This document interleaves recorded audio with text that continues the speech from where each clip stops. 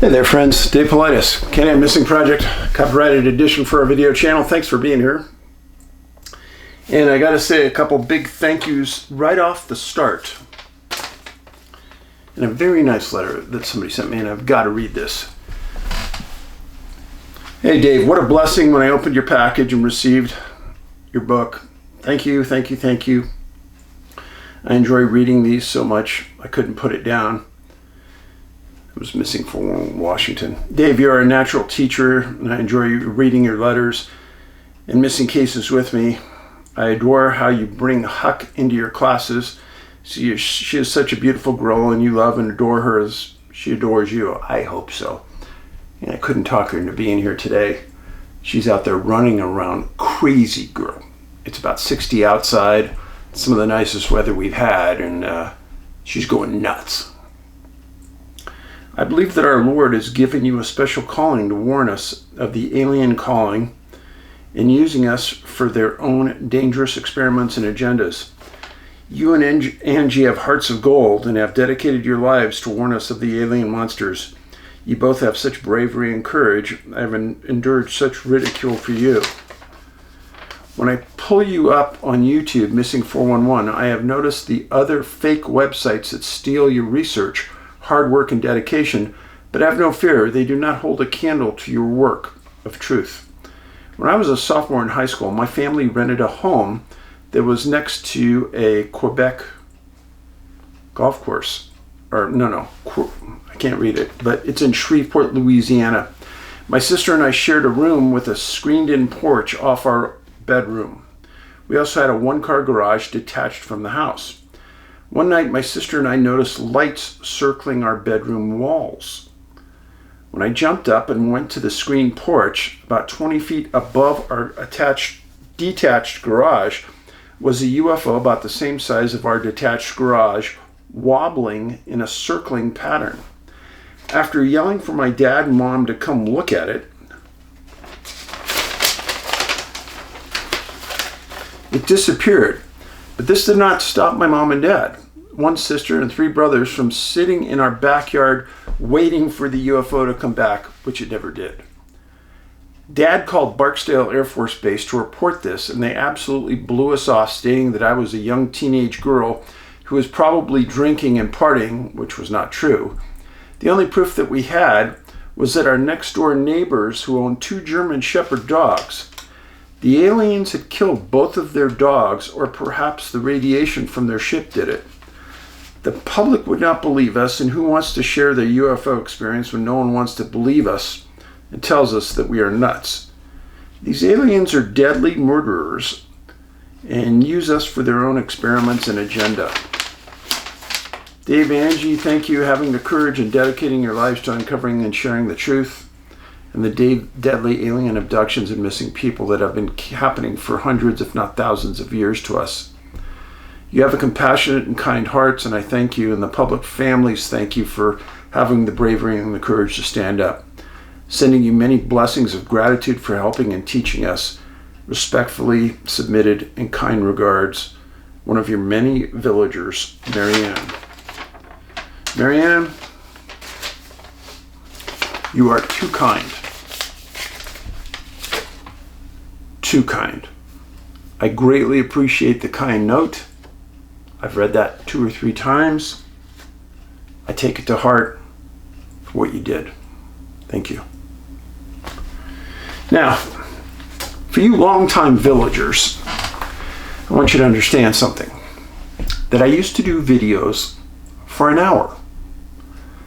And what happened is that when I did them for an hour, at the beginning, I'd say for the first 6 months, YouTube used to credit me 55 minutes of average view time per every 60 minutes.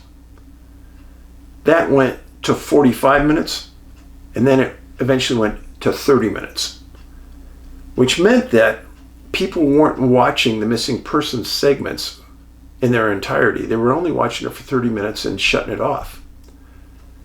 So I changed, and I went to doing videos about a year ago to just 30 minutes. And in that 30-minute period of time, when I first started, I was getting credits for 25, 27 minutes for every 30 minutes I videoed. Now I want to show you something. This was on our analytics for the site. So this is the video I did on Carson Hughes. Remember the guy, the young man in Indiana that disappeared?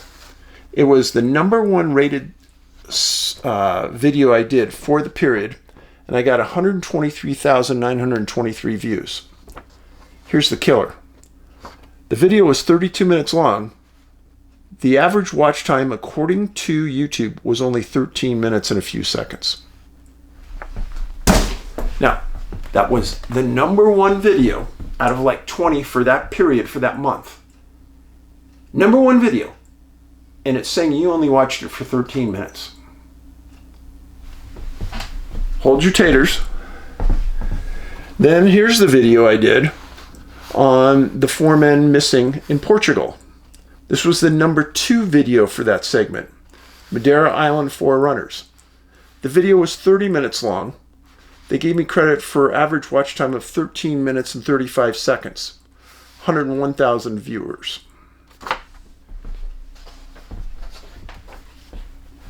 That's a killer. That kills me. That means I worked hard for 30, 35 minutes doing a video, and they only are giving me credit for 13 minutes out of 30.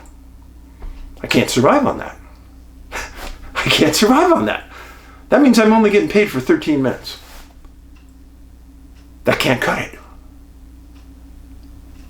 And when I saw this, I actually couldn't believe it.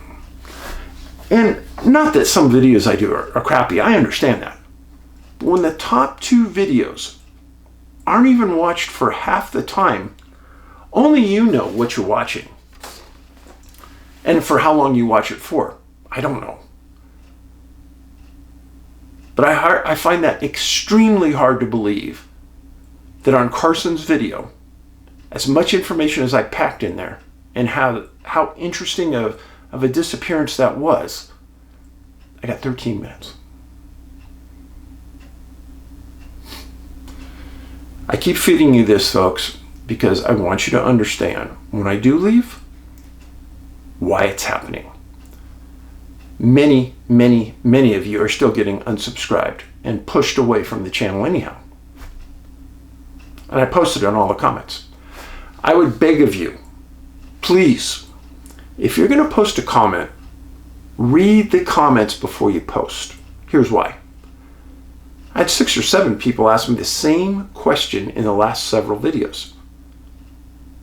Well, read the comments. I mean, what you guys ask are brilliant questions. That's how we all learn. But it seems like many of the people don't even read it. So please read them. Now, about a year ago, one of my best friends, one of the nicest men in the world, is a man named Ron Moorhead. And Ron was the hunter that recorded the Sierra Sounds up in the Sierra Mountains. He's a brilliant investigator, researcher, and one of the nicest men in the world. I mean that. If you go to Ron Moorhead, if you Google it, you'll find his website, Ron Moorhead, I think it's .com. And he just came out with his newest book. This is it. And look at this right here. Yeah, Ron sent me the book about a year ago. I read it. It's fantastic. And he asked if I would write the foreword for it. I did. And I do love the guy like a brother. This is what he wrote to me in the book. I spent 8 days with Ron up in the Sierras at his camp. Him and me and Scott Nelson. One of the most memorable weeks of my life because he is a fantastic individual.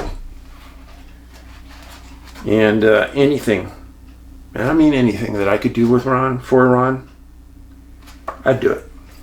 He's that important to me. So, get his book, good read. Let me read you what the back of the book says, because it's pretty good. As a citizen scientist with over 50 years of research into the enigmas associated with the unique giants we call Bigfoot, Ron Morehead continues to bridge the gap between the physical and the metaphysical. Some call him a legend, and some say he's lost in the weeds. But one thing is certain, Ron is out of the box of restricted classical science, realistically explaining his views using modern science coupled with his many years of experience. Ron has recorded interactive events with these beings, and the data has been studied scientifically. With his decades of explorations, he's one of the graybacks of Bigfoot research. Ron has now stepped out again, providing more answers for many questions still hanging on the ether of our perceived reality. This book was written to give reasonable explanations backed with scientific, historical data to the lingering questions about these entities, living worldwide. Could these creatures be unique relic hominid who have evolved over eons? Perhaps they are a product of DNA manipulation by higher vibrational beings of the cosmos. Whatever they are, many seem to be different from others, having different attributes. After reading this book, you'll see why Ron is certain that some must have a human component, like language. And what could that mean in the Homo sapiens sapiens? Ron Morehead. Yep, Ron Morehead, R-O-N, Morehead, MOREHEAD.com. Get the book. So, why are we here today? Missing people. Two unique cases. And the first one, right next door to me in Idaho. It is not in the Idaho book. This is a story that was just found by us not too long ago. Regards a man named John Marsan, 56 years old. He went missing April 6, 1973. John was a retired logger, and he owned a farm with his wife. They had a rural residence and farm southeast of Coeur d'Alene, Idaho. He was in good health, excellent outdoorsman, hunter, fisherman, loved it all, and routinely would go out and hunt coyotes. Coyotes and pigs, two of the animals out there, you can kill as many of them as you want, according to the Forest Service and game wardens. As long as you have a hunting license, go for it. Well, on April 6th, John left his home with his family dog to hunt coyotes near Blue Creek, southeast of Coeur d'Alene. And at 1 o'clock that afternoon, weirdly, his dog came back. And what does that tell you? Well, that's important to me, because over the years I've told you many times about people disappearing and their dog never coming back. And that's usually because the dog will stay with the person even if they're dead. But when a dog comes back, it means they can't be there next to the owner. The dog comes back. That's usually not a good outcome. Well, dog comes home about 1 o'clock. 10 p.m., John still hadn't come back. It was dark, and his wife calls the Kootenai County Sheriff's Office outside of Coeur d'Alene. 10:30 that night, the first deputy arrives, sits down with the wife, questions Mrs. Marsan, receives details about where he was hunting, what he was hunting, his familiarity with the area. She goes, he'd never get lost. He knows that area like the back of his hand. Never got lost, never lost his memory, was in good health. His son, who lived with him, was interviewed, and the quote was, my dad is so tough he could live off rocks. Whoo! All right. That's a tough guy. Well, the deputy took the report, took down the information, started to develop the profile for the search, sent a couple deputies that arrived out into the area, call his name, just turn on the siren, see if they could get any response. They got none. But they had already started the process of a search and rescue the following day. And that search was on April 7th, and it started at 7 a.m. They already had Coeur d'Alene Civil Air Patrol in the air with 2 planes. And what are they looking for? They're looking for somebody on the ground waving their arms, somebody laying on the ground incapacitated, something like that. Well, the sheriff got also a request for a helicopter from Hamilton Air Force Base. So now they have 3 air support units up. 25 members of the sheriff's posse was on horseback, and they had dirt bikes and jeeps covering the back country. And they also had the ability, and they did bring in 2 teams of bloodhounds that were given John's scent and sent into that same area. And this was in the area of Blue Creek, southeast of Coeur d'Alene. And the Blue Creek Community Center opened, and they served meals for the searchers, which is a very nice gesture. And you can tell when the community cares, they get involved. So I'll show this to you. This is Coeur d'Alene, Idaho, right here. Just 6 miles southeast. This is the Blue Creek area that they were searching. Now, John lived in the area, hunted the area weekly, knew the area like you know your own neighborhood.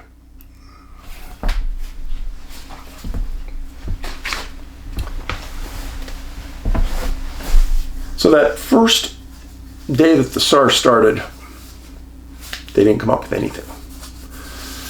And you can't get frustrated about that. April 8th, the search and rescue focused on a place called Feeman Hill and the Wolf Lodge District. They carried over the same people that were there the day before. The same aircraft were still there. Everyone was engaged. A reminder, search and rescue folks, people just like you and me, aren't paid, aren't compensated, just people volunteering their time away from their family and away from work, looking for the missing person. And those people sometimes aren't in the best shape. Sometimes they're overweight. Sometimes they haven't hiked in a month. So they get tired pretty quick. And after 2 or 3 days of searching, they get tired. Well, April 9th, the SAR expanded to a wider area. Still haven't found anything. April 10th, the SAR centered on that Blue Creek area, kind of close to his home. It was the Coeur d'Alene National Forest. And during their time in the woods, the searchers came across a woodcutter. And he said, yeah, I've been here for 3 days. And they asked him, have you ever seen anyone? No. Have you heard anything weird? Well, yeah.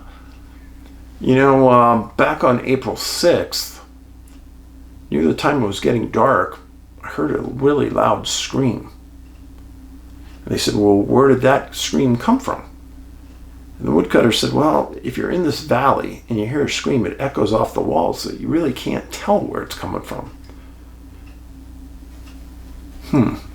And was it a man or a woman? He goes, well, the best I could tell was a man, but I don't know. That was the one lead they got on this case up to that time. Searchers didn't know where to search, but they got that information. They relayed it out. They pulled people from other areas down into this area, and they confined them in that area for the rest of the day. Found nothing. And on April 10th, after just a 3-day search of a very confined area, the search for John Marsan was over. A hunter looking for coyotes. Well, on April 26th, about 2 weeks, or about 16 days after the search was ended, the Marsan family purchased an ad in a local newspaper thanking the sheriff, the pilots, and the searchers for all of their hard work. And they said that they would not give up looking for their dad and the patriarch of the family. Interesting point here. John's case is one of many I have had over the years where people hear a scream. And then it ends. There's never another scream. And then that's it. So what can that mean? Most of the time, there's no tracks, there's no scent trail, and the person's never found. I've had this happen with children as well as adults. Whenever I hear a scream, usually not a good indicator. Whenever I have a dog come back, usually not a good indicator. So you hear about these people being the dog whisperers. Maybe we should get them in on these scenes when these dogs return without their owner to see what really did happen. So John Marsan never found. Idaho, southeast Coeur d'Alene. Next case. Also a missing hunter. This one's from California. In an area I've been to many times. John Odowm, 53 years old, went missing October 27, 1974 at 2:30 p.m. John was a city of Palo Alto repairman, highly experienced in the outdoors and a hunter, went hunting or fishing every opportunity he could. He was raised in a place called Soper, Oklahoma. He was a World War II vet, spent his time on a ship in the Navy in the Pacific. After the war, came back home to Oklahoma, and I think he had been around the world enough to know there's got to be someplace better. Everyone wherever you grew up, you always think there's someplace better. And he moved to California, and he ended up getting a job in Palo Alto as a repairman with the city. He also found religion, and he found the Church of Jesus Christ of Latter-day Saints, and he and his family were wholehearted members, and he was an elder in the church.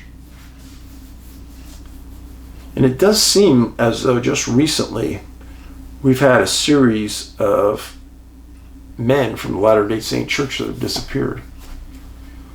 Well, he was married, and he had 2 sons, John and Stephen, and he had 3 daughters, Rebecca, Jennifer, and Catherine. The family liked to do things as a group.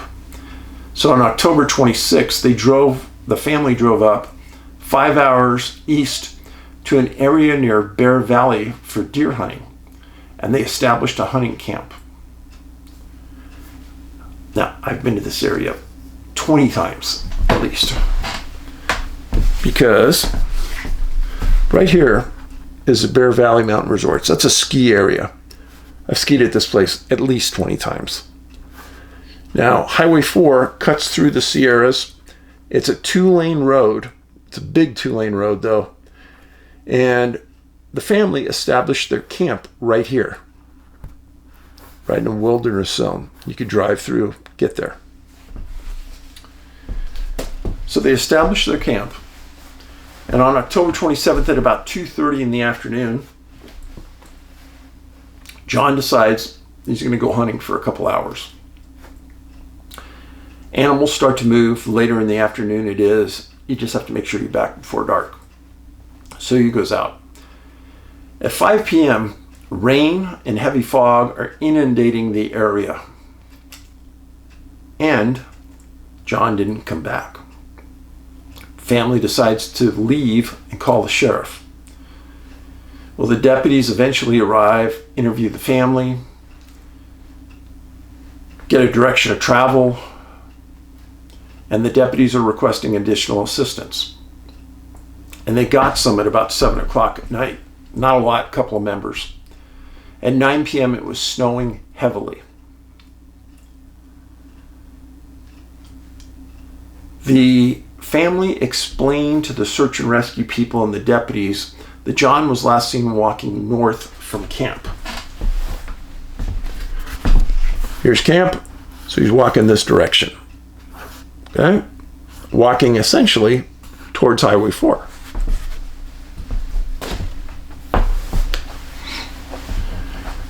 The case went to the Alpine County Sheriff's Office, and on the next morning they had a search and rescue team on site, and they were centering on an area called Mosquito Lake. The search and rescue commander was a deputy named Greg Bergfeld. Now, snow can be good and bad. It's a lot easier to pick up tracks in a snow if it's fresh snow and it stops. It's hard to pick up tracks in snow if it's continually snowing heavily. Well, they went out, 25 searchers, found nothing. The next day, October 29th, again, 25 ground pounders in the woods, they find nothing. People are getting frustrated and they're getting cold. Well, the following day, October 30th, the sheriff had contacts with the U.S. Marines. And they had a special team that would fly over an area and take high-resolution footage and then analyze the footage. If you're in a war zone, you're looking for tanks and things, whatever. But here you're looking for somebody on the ground in the middle of nowhere. So they had these 2 U.S. Marine jets from outside of San Diego fly up and take high-resolution photos. The temps during the day were down to 17 degrees and even colder at night. But the family wasn't too worried about that because they said John was dressed warm, carried a rifle. There were no shots fired that they heard. And they had helicopters on standby from Fallon, Nevada, but the weather was so bad they had to call them off. And the elevation of the primary search and rescue was near 8,000 feet. October 31st. Bad weather eliminated all air support that day. It wasn't snowing heavily for 3 days, but it was snowing continually. And they thought by the time, well, I'll explain that in a second. November 1st, searchers were searching an area on the other side of Highway 4, and they found a matchbook and a small fire next to a river. And the matchbook was for the Concord Bowl. Searchers brought it back to the family and they said, that's John's. Okay. So they poured all of their effort into that area. And they were scouring it. So I want you to understand something. He was hunting north. He crossed Highway 4, and now he was hunting on the north side of Highway 4. There's a small river that flows through here, and the matches and the small fire he built were on the banks of the river. Makes total sense. 2 things. Every hunter knows this. First of all, you follow a river downstream, you eventually get to a city. Second thing, this is a big paved highway. John was not an idiot. He knows you stay on a highway, you're going to get traffic. Snowplows come up and down there all the time. Now, from the time John left to the time he was found, 1 foot to 1.5 foot of snow fell, depending on the area he was in. Now, the road area he was in a lower elevation period than where he was hunting otherwise. So they were focusing on that area with the matches. They thought for sure he was there somewhere. And they scoured that area for a second day. And they kept moving the radius out, until they got to the highway. Because they knew, even if there was, let me explain this. I've walked on a lot of roadways with snow, and they feel totally different than walking in the wilderness. Here's why.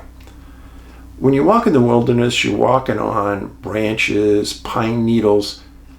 There's a softness to it. It's almost like a cushiony effect, a majority of the time. You walk on a road, it's solid. You're walking on a road. Even if there's 1 foot of snow, a road is essentially level. And you can see a long way one way and a long way the other. It's clear. It's hard pack. Remember this. November 3rd, the search and rescue is terminated. They give up. They can't find anything. And the family has to drive back to Palo Alto without John. A devastating blow. Now remember, John disappeared October 27, 1974. John Marsan disappeared April 6, 1973. Yeah, about a year apart, but different states, but also hunters. John Marsan never found. Let's go back to John Odowm's case. October 27, 1975, a year after, to the day that John Odowm disappears, deer hunters are out in the area where he disappeared. No snow on the ground. And they come across a skull and some personal effects. But what they see is very strange. They're on a slight hillside. Not a big steep hillside, slight. And there's a rifle laying there, and it has a nameplate in the name of John Odowm. Now, they find John less than a mile off of the highway on a slight incline. And they just find his skull, the gun nameplate, and some personal effects scattered on the hill. That's all they find. Now, when I read this, I thought right away, this doesn't make any sense at all. I got to read what they think. Well, here's the theory that was proposed by the sheriff.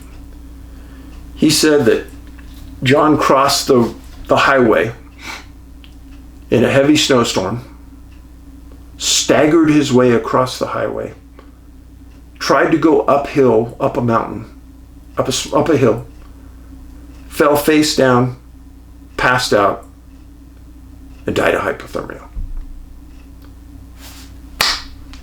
Friends, that's what you call a local report for local consumption. That dog doesn't hunt to me. Sorry. I don't believe it. I don't believe it for a multitude of reasons. John's super experienced in the woods. Super experienced. He already crossed that highway once before. In his mind, he knows how far he was from that highway when he started walking back from his matches, remember? So, he's hunting, and he crosses the highway. He knows the highway's there. And he goes down near the river, and he's hunting near the river, which is a smart idea because animals have to come down there. So he's coming back. He knows the highway's there. I don't care if there's a foot of snow. He's going to remember the highway's there.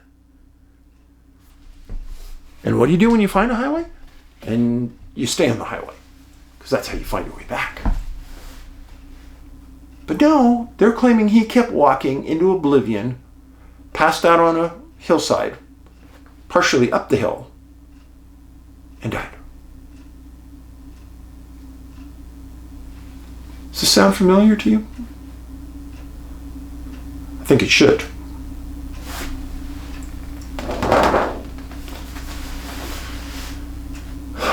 John Odowm, 53. Found October 27, 75. They confirmed it was him. And that was the end of the story. But when you know as much as you and I know, like what happened to all of his clothing? What happened to all of his bones? There's no grizzly bears there. There are bears there. It's Bear Valley. But where is everything? Yeah. Strange. So, I thank you for being here. Please share this on your social media. I was out a lot today, doing all kinds of things. I probably held the door open for a lot. 10 people today. Everybody was polite, said thank you. It's a good feeling. Makes you feel good. It's a kindness revolution. Be kind to people you run into. It's infectious. And I know you are kind because you're one of the villagers that are here. So thank you for that. And remember, make sure you're subscribed. Make sure you're getting the notifications. Be safe. Paulides out.